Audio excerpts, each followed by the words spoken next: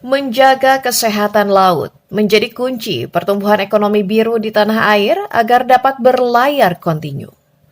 Karenanya, Kementerian Kelautan dan Perikanan berupaya secara konsisten mewujudkan keseimbangan antara keduanya melalui kebijakan penangkapan ikan terukur.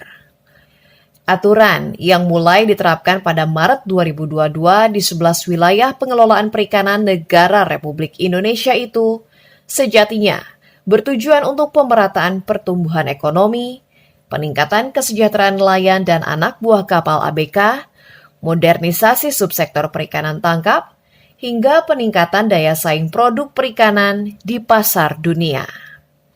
Dengan terwujudnya program terobosan itulah, maka dapat memberikan kesempatan seluas-luasnya kepada nelayan dan pelaku usaha perikanan tangkap Indonesia untuk mengambil ikan berbasiskan kuota, guna tidak mengeksploitasi secara berlebihan.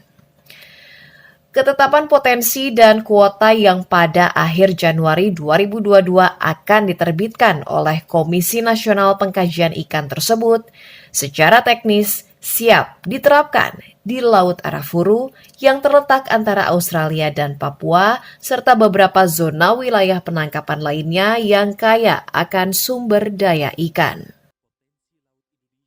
Untuk di Laut Aru ini memang dia adalah paling favorit. Sekarang existingnya ada sekitar 1.700 kapal di sana. Ya, 1.700 kapal. Ini berbagai alat tangkap, berbagai ukuran. Nah, kemudian karena memang di sana potensinya masih tersisa cukup banyak, maka nanti akan bisa ditambahkan sekitar mungkin 5.000-an lah. Mungkin tambah 3.000-an yang bisa esting, karena di Laut Aru ini akan bergandengan dengan Teluk Tomini di 715 sehingga ada 2 zona yang akan digunakan. Penerapan kebijakan penangkapan ikan terukur tersebut diharapkan membawa peluang usaha turunan yang tak terhingga, mulai dari usaha penangkapan dengan sistem zonasi dan kuota, docking kapal atau proses pemindahan kapal dari laut ke darat, termasuk perawatan dan perbaikan kapal, pemenuhan kebutuhan perbekalan melaut, termasuk bahan bakar minyak, hingga jasa angkutan hasil tangkapan.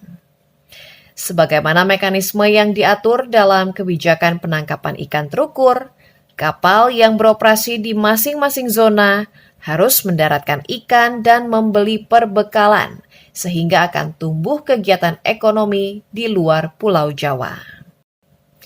Dari program yang mulai digulirkan dalam waktu dekat itu, diharapkan dapat menjadi dambaan para pelaku perikanan tangkap, termasuk pelaku usaha, nelayan, bahkan investor baru untuk berpartisipasi dalam salah satu program terobosan Kementerian Kelautan dan Perikanan. Dari Jakarta, Nabila Karisti, Kantor Berita Antara, mewartakan.